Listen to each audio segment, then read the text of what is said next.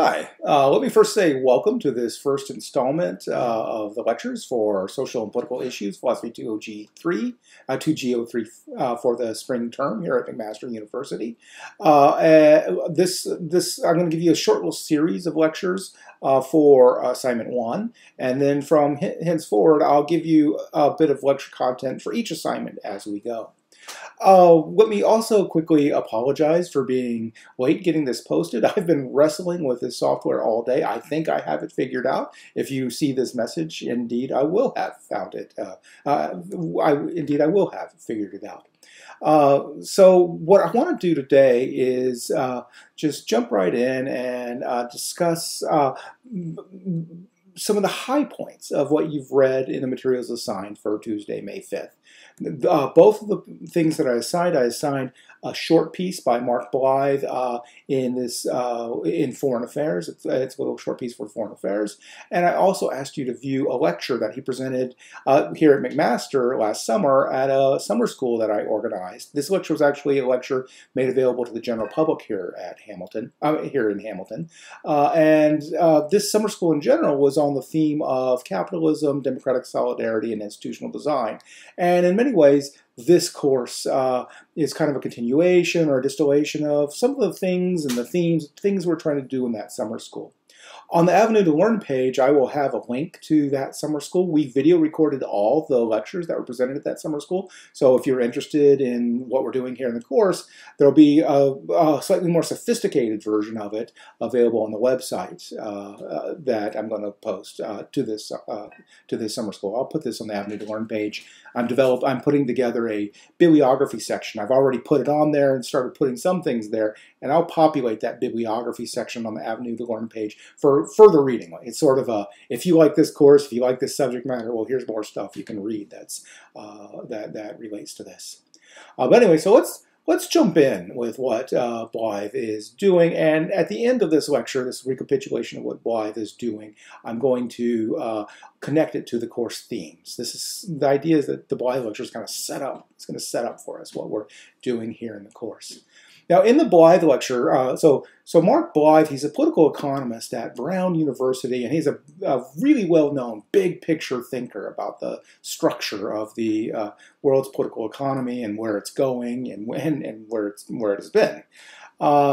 And in the lecture and in the Foreign Affairs article, he presupposes a lot of knowledge in the audience about all kinds of things.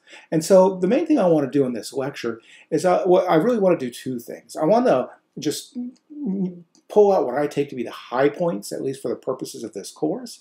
But I also want to slow down here and there to explain a few things that Mark Blyth assumes that the audience has a command of.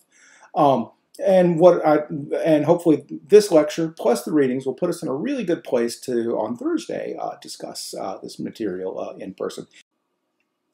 So Mark Blyth, if you watched the video and if you read the Foreign Affairs article, I think what you'll see is he's divided the history of political economy from 1945 to about 2008, until now actually, into three distinct eras. From 1945 to 1980 is the era that that many refer to as the Great Compression. And then from 1980 to 2008, we have an era that a lot of folks refer to, and certainly Blyth refers to, as the era of neoliberalism. In 2008, we had something that some folks refer to as the Great Recession. And then after 2008, well, we're sort of up in the air. At least that's what Blyth argues. He, at the end of the Foreign Affairs article, he said, I think that last sentence says something like, the era of neoliberalism is over and the era of neo-nationalism has begun. Now, what I want to do is I want to go through kind of the high points of his account of the era of the global compression, or the Great Compression, in this first installment of mini lectures for assignment number 1. In subsequent lectures, I'm going to talk about the neoliberal era, and then I'm going to talk about the transition from this neoliberal era to, well, whatever is coming next. Though at the end of the day, I'm going to have a punchline that connects this discussion to the greater themes of the course. And remember, the bigger themes of the course are in general about what I'm thinking of as a spectrum of human possibility. On the one end is a possibility where we relate to one another in relations and institutions that embody a kind of domination and hierarchical non-egalitarianism. And then on this other end of the spectrum is something that looks more egalitarian. Just to preview the punchline, I think what we can see is we have an account of two iterations of capitalism, the Great Compression from 1945 to 1980, that would have been a little bit closer to the egalitarian pole of this spectrum of human possibilities. From 1980 to 2008, we moved into this era of neoliberalism that took us a little bit more to this hierarchical, non-egalitarian domination side of the pole of human possibilities, the way our political and economic systems are organized. Now that it's 2008, we've hit a reset. And the punchline is going to be that it's up for grabs where on this spectrum the next political economy, the next system is going to fall. And the idea is to get a little clearer about these possibilities. And in the course as a whole, the idea is going to be to talk about different institutional possibilities that might take us closer to this egalitarian side of this spectrum. Okay, but let's go all the way back. Let's focus on this time period from 1945 to 1980.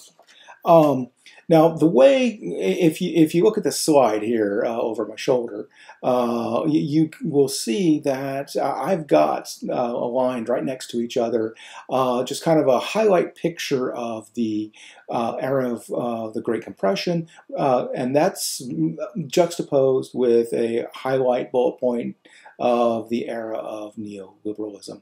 I'm going to focus on the column that has to do with the era of the Great Compression here in this mini lecture. And let me just back up just a little bit and say, look, Blyth's idea is that, look, our political economies can take different shapes. They can have a different, and he likes to use this computer metaphor. From 1945 to 1980, we had one kind of computer running our political economy, and it was a kind of capitalist computer, argues Blyth. And then from 1980 to 2008, we had another kind of capitalist computer running our political economy. And we pivoted in 1980 from this first computer to the second computer because, you know, to continue with the metaphor, Blyth says there was a bug in that first computer that kind of got worse and worse and worse over time until you had to hit a system reset. And not only you hit a system reset, you have to like go to Best Buy and buy a new computer that's organized a little bit differently than the old computer. Then his idea is that that second computer, the neoliberal computer, takes us to about 2008, and it had a bug that got worse and worse and worse, and finally spun out of control in 2008. And now we're looking for a new computer. I'll say a bit more about that in a bit, but let's now talk about this first computer. So the first thing you'll see is this idea that the first computer is organized around a principle of full employment. So the idea is that a lot of the political economy is designed in a way such that it will lead to full employment. Now let me just pause for a little bit. This is one of those things where Blyth just quickly says, yeah, this computer is going for full employment, but he doesn't explain what it is, and you might not know what full employment is. So let me just give you sort of a rough stab at what that might be. So the idea is that this first computer, the 1945 to 1980 political system, was designed in a way to create a world for which anyone within it who is willing and able to contribute to the production of economic goods is able to do so, and also is able to earn a decent wage for that contribution. So basically anyone who wants to work and is capable of doing productive work will be able to, and they'll get paid for it. Um, Now, why would that be a major concern of the 1945 to 1980 computer? Why would politicians and technocrats have designed a system like that? Well, just think a little bit about World War II and what was going on then, and what was closely related to World War II, which was this period from 1929 until really the end of World War II, where the world economy was embroiled in the Great Depression. Massive unemployment, lots and lots of folks out of work. There's just this general sense that the economy is collapsing, and there's this general worry about whether current political systems and economic systems were really up to the task. Uh, so back, during this time period, there's something like capitalism and associated with that, though it doesn't have to be associated with that, but associated with that was a kind of democratic, or at least a more or less democratic organization of a lot of major economies in the world. You had this democracy and this capitalist market system paired together that was demonstrably failing. And so other alternatives were presenting themselves. One in the form of fascism in Italy and in Germany, and something like it in Japan. And then another one was communism, yet a very different form of political economy, presenting itself in other places in the world and everywhere, including the United States and Europe. There was, and in places other than Germany, there was a real possibility that the people and the society would choose something other than capitalism and democracy. They would choose, they might choose one of these other two possibilities. And there is this sense that what drove this, of course, was the economic collapse of the Great Depression. And so after World War II, you can see perhaps why policymakers and politicians would be very concerned to design a system where there wasn't this horrible problem with unemployment, where anyone who wanted a job could get it and could get a decent wage. Because the idea is that a population like that is not going to go, if we can do that within capitalism, then folks are not going to go for fascism or communism. Okay. So one feature of this Great Compression is that it was a system designed around achieving full employment. Now, let me enumerate a number of other features of the system that sort of realize this imperative, and also some other aspects as well. So first, let me say a little bit about Blyth's idea that the system was a kind of debtor's paradise. So first, the easy part of this to understand is, maybe let me back up and just be careful about what a debtor is. So what is a debtor? Well, if you have a credit card and you've bought things on that credit card, or if you've taken student loans, or if maybe your parents or maybe some of you folks have a mortgage, then you're a debtor. Someone's loaned you money and now you're paying it back. A creditor, if you think of debtor, you need to think of the other side of this exchange here. If there's a debtor, then there's a creditor somewhere, and they're the person that's loaned the money and is making money off the interest received for the loan. So one feature of the era of the Great Compression was that it was a debtor's paradise, argues Blyth, or observes Blyth. And this debtor's paradise, it's characterized by a number of features, but let me just point to two. First, this was a period in which person's wages are, the wages of just regular working folks, that 90% and down in kind of the income distribution, their wages were growing, and they were growing significantly from year to year. And then the other feature is that there was relatively high inflation during this period. Now, let me pause just a bit to explain what inflation is, and then I think you'll be able to see why this combination of increasing wages and a high rate of inflation is actually really good for debtors, people who have credit card debt, people who owe money on their house or owe money on their student loans. So what is inflation? Well, I think the quickest way in is I think most of us get the cultural reference. Some person quite a bit older than us, someone's grandfather, whatever, saying, when I was a kid, I could go to the movies for a quarter, or maybe it's a really old grandparent or something like that. But now to go to the movies, you'd need what, $12 or something like that. Now, what inflation is you can talk about this rate of inflation, which is this rate of increase of prices. So you have a rate of inflation from year to year, and we'll give a percentage number to that. So each year, the prices for things will increase by X amount, and that'll be your rate of inflation. Now, inflation is what it targets. It doesn't target just one particular good, like I don't know, a movie ticket or bread at the grocery store. Inflation, the way it gets measured is it targets a whole basket of goods, and you can measure like this large basket of goods, or economists measure this large basket of goods. The rate they measure the increase in price on a yearly basis. Now, there's this other thing, deflation, is where the prices actually go down. And sometimes in history, we get something like deflation. The point is that during the Great Compression, we had a period of relatively high inflation.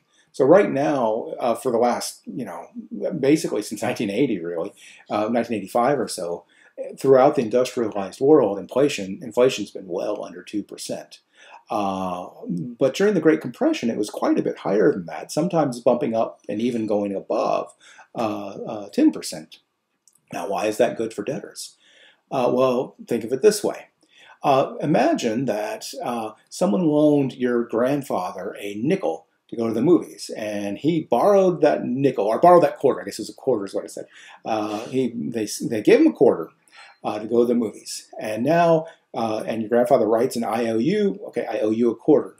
Now fast forward the clock, and say in in 2020, someone says, okay, I still have this IOU. You need to pay me back. And he's like, oh, how much do I owe you for that movie that I went to 80 years ago? And he says, well, you owe me a quarter. That's what it was.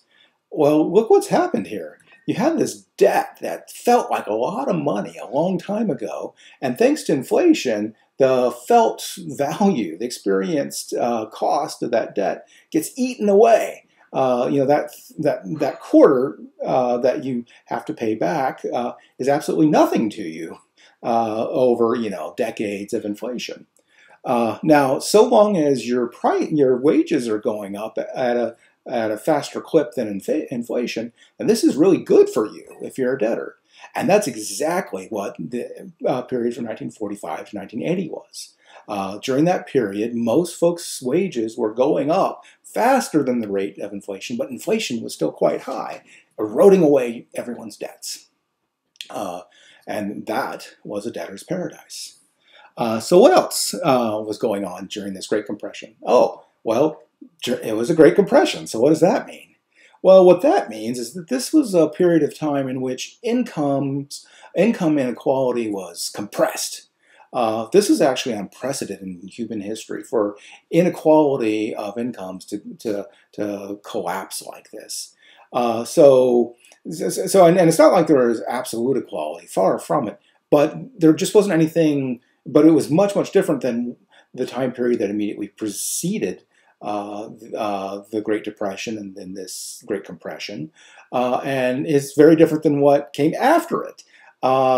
Just to give you an example, one way to talk about inequality, you can talk about the difference between, say, your average worker in a company and the CEO, the leadership of the company, what the C-level executives earn.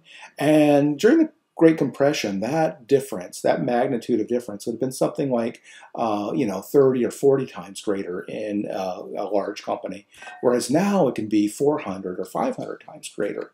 And that's something that you see just throughout the economy, this difference, or this increase in inequality after 1980. And by comparison, there's this kind of compression throughout the economy from 1945 to 1980. So this is a really important feature, a distinctive feature of this 1945 to 1980 capitalism. Okay, now the next bullet that I have here has a bit of an explanation, points out some features of this era that would partly explain why you had a Great Compression. One of these features is that you had laws on the books that really strengthened unions throughout the industrialized world. You had very strong unions. And one way that this is evidenced is that you had a really high percentage of the private sector working population working in the unions. So in the United States during this period, the term that's used is union penetration rate. The percentage of folks in the private sector working for unions would have been in the low 30s. Whereas now, after the era of neoliberalism's done its thing, that same rate of union participation in the private sector is going to be down below 10%. In Canada, there's been a decrease from this Great Compression time period to now, not nearly as severe. That's probably a big difference in the economies and the political systems in Canada and the U.S. But here in Canada, unions are still much stronger than they are in the U.S., but they're not as strong as they were back in the 1945 to 1980 era. So you had very strong unions. Now, what are they able to do? Well, they're able to bargain with employers with respect to the union's wages, with respect to the union members' wages. And you're in a much stronger bargaining position if you're able to bargain collectively and threaten to go off, to not accept the bargain collectively, than you are if the employer is able to make individual deals one by one with all the employees. So these strong unions put employees in a relatively strong bargaining position for their wage. Now, what's another thing that put them in a relatively strong bargaining position for their wage? Well, this is a really important feature that I think a lot of folks aren't aware of. From 1945 to 1980, there was globalized trade in goods. There's quite a bit of free trade across borders of goods. But what you didn't have globalized in this time period, not nearly to the degree that you have today, is movement of capital, movement of assets of the magnitude to, say, be able to, that would enable you to move, say, a factory from one country and then take your capital in the form of money to then go buy another factory in another country and open up shop there. There were controls throughout the world that made it very difficult to take your money and put it into another country and do capital investment in this other country. Now, so this was this era of capital control. Now, why was that important for employees? Why did it affect the bargaining position? Well, just think about it for a bit. If in a world with capital controls, a factory owner, say, or a company like GM, can't tell its employees, hey, if you push too hard when it comes to this labor contract, then we're just going to take our capital and we're going to go to Mexico or we're going to go to China and open up our factory there. If there are capital controls, GM is stuck in Canada if it's based there, or GM is stuck in the United States if it's based there, and it's stuck having to employ people within a particular nation and bargain with them. You can't just walk away and go bargain with someone else who can sell you cheaper labor. So the existence of this regime at the global level of capital controls made for a world where the bargaining position of labor was a lot stronger than it is now, in a world where capital controls are extremely relaxed and you can just take your money and your factory and move to another country.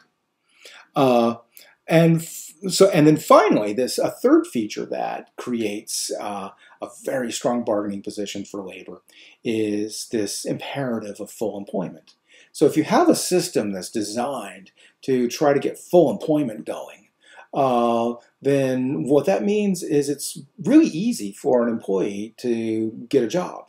And so it puts the employee who's bargaining with an employer in a strong position, because they can say, well, look, if you won't give me a job, the economy is hot. I can go find a job somewhere else, because there's a lot of employers in this world of full employment looking for employees. So if you don't give me a good deal, I'm just going to go down the street and I'm going to probably get a better deal. So you better give me your best deal.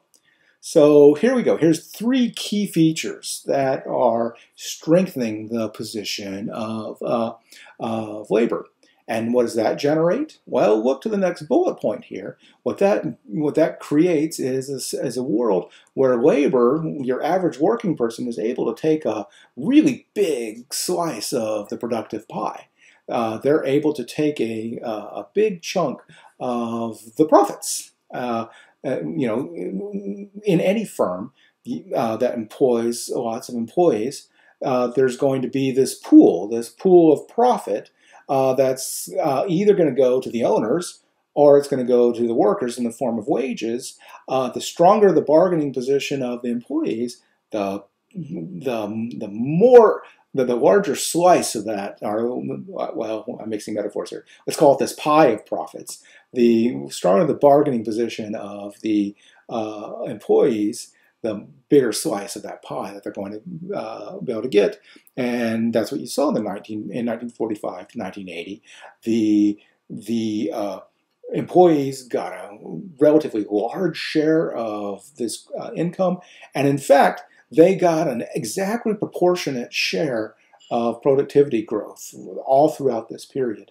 Blyth has a nice graph in his presentation that shows wages going up right to the same exact beat and same tempo as increase in productivity during this 1945 to 1980 period. If you look closely at that slide, and this is one of Blyth's punchline, from 1980 on, the rate of productivity growth in the economy keeps going up and up and up, and wages flatline, which basically shows employees not getting the same share of the pie that they were getting from 1945 to 1980. Okay. Now, in this last bullet point, I talk about this institution, the Federal Reserve, which is basically a government bank, government central bank that you find in all industrialized countries.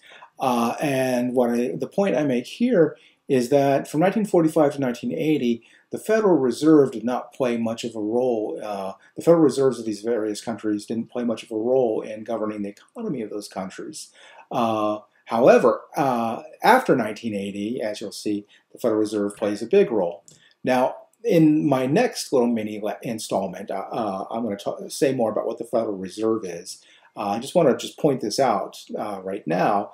But the way Blyth would make this point is from 1945 to 1980, no one knew the name of the Federal Reserve Chair in the United States, whereas after 1980, this person becomes a celebrity. We have a series of folks, and everyone knows who the Chair of the Federal Reserve is from 1980 on.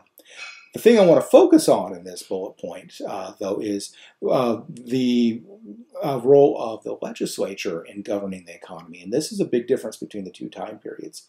From 1945 to 1980, the legislature is governing the economy by enacting laws that create all kinds of big infrastructure projects. During this time period is when things like the Hoover Dam get built, things like the the interstate system in the U.S. gets built. This is when a lot of state schools are given a lot of money and land by the government to kind of get going. The government is dumping money into the economy in the form of infrastructure projects.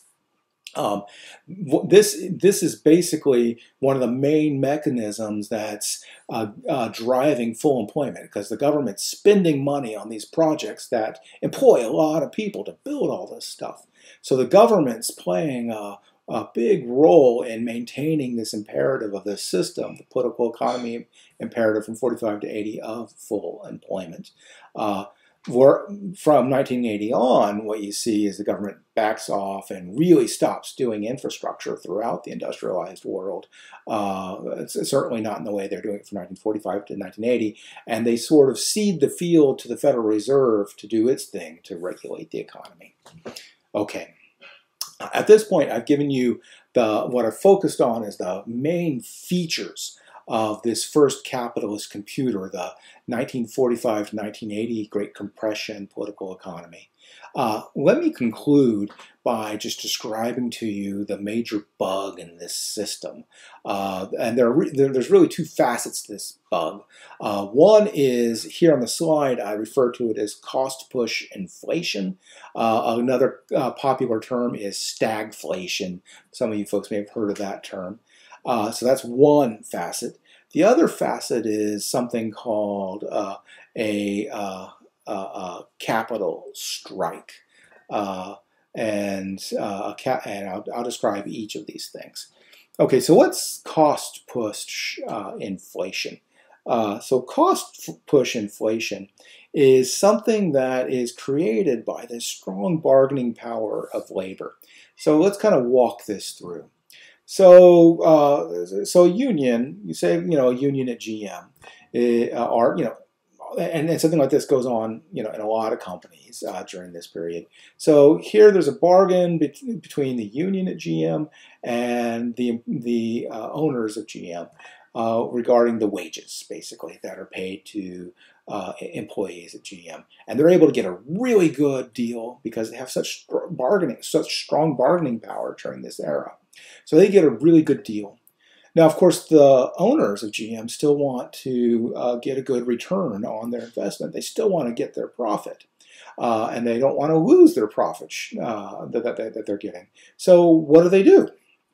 Well, they've just given this big wage increase to their employees. If they're going to preserve their profit, one of the main ways to do that is to pass that wage increase off to the consumers. So they're going to increase, say, the price of cars to make up for that profit.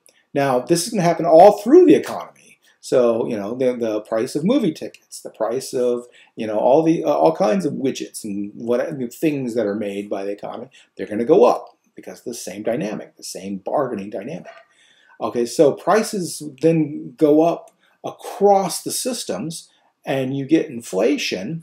And so then what do you think the employees are going to do and the unions are going to do? They're going to go, wait a second, we got this wage increase, but our standard of living is the same because prices just went up. And so we need every bit of this wage increase to pay for the same amount of goods that we used to be able to get with that lower wage. So you know what? We need another wage increase. And they have a strong bargaining position, and they're able to get it. But then what do the employers do? Well, they jack up the prices again, try to preserve their profit by passing these wage increases off to the consumer for them to pay. So you get this kind of wage price spiral, and that continues. And so you get this inflationary pressure in the economy. Okay, so you've got that going on. Now, let's move on to this other part of the picture, the capital strike. So what's a capital strike? Well, capital strike is basically the capitalists going on strike and saying, screw it, we're not going to invest in this economy any longer. Now, why would they do that in a situation like this? Well, let's think back to, your grandfather at the movie theater again. So imagine someone loans your grandfather his quarter so he can buy his movie ticket, and they're hoping to get a good return on that loan. They want to get a nice return. So they're going to set some interest rate on that loan. Now, that's great, but what we've seen what inflation can do to the value of a loan like that.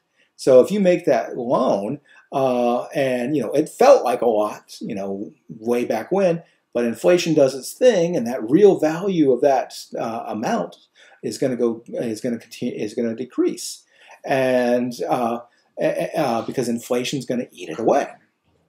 And well, something similar happens to any creditor, a capitalist who will, they're going to want to invest in businesses. They'll invest in business hoping to get a rate of return, and there'll be a percentage interest rate that's going to fix their rate of return. And they're going to invest this money, and they're going to expect, say 5% return on their investment.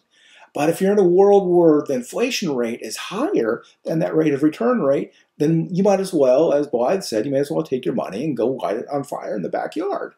And in an environment like that, the capitalists are just going to say, you know what, we can't get good return on our money, so we're just not going to invest anymore. We're not going to invest in new ideas to increase productivity in the economy.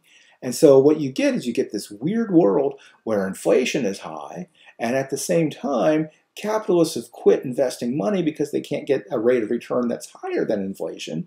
And so now you have low productivity growth because you no longer have the investments in the economy that would drive productivity growth. And you get this really weird system.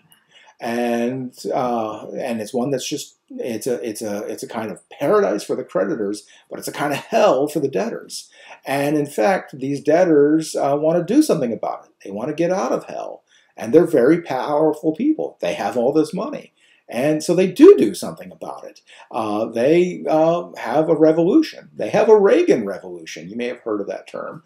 And in 1980, after things really get out of hand with stagflation, this weird price wage spiral, these powerful folks sort of assert themselves, and they kind of reset the system. They reset the capitalist system to move away from this high inflation, low return on investment economy to try to create one where the creditors can do a lot better. And that's the system we're going to talk about in my next mini lecture. Thank you.